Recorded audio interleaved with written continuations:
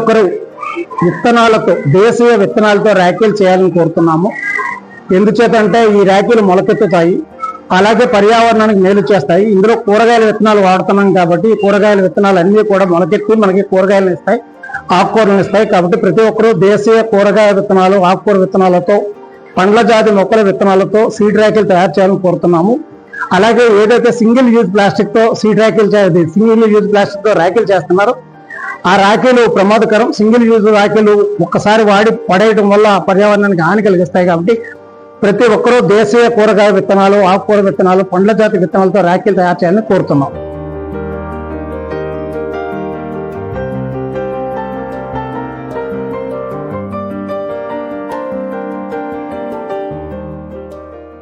Butterflies కానీ, animals కానీ, చెట్లు కానీ, ఏదైనా మనకు కావాల్సిన డిజైన్ ని మనం ఇలా ప్రింట్అవుట్ లో తీసుకొని మనకి కావాల్సిన షేప్ లో కట్ చేసుకొని దానికి గమ్ అంటించిన తర్వాత మనకి డిఫరెంట్ గా అవైలబుల్ గా అవుతున్నాయి మనకి మార్కెట్ లోని.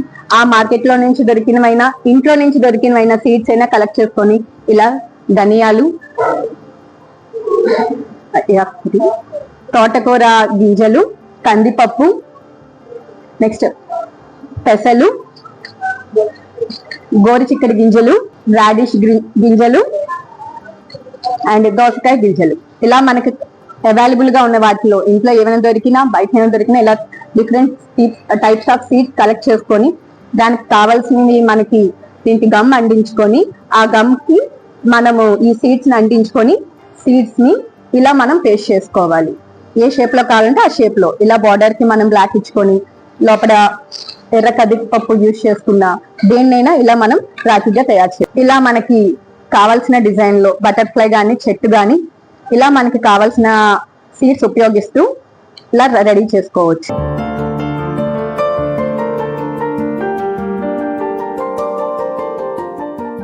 మనం రోజు బయట 50 రూపాయలు 100 రూపాయలు పెట్టి రాఖీలు కొంటూ ఉంటాము. ఏ షాప్ ఎక్కడ కనిపిస్తే అక్కడ కొంటూ ఉంటాం.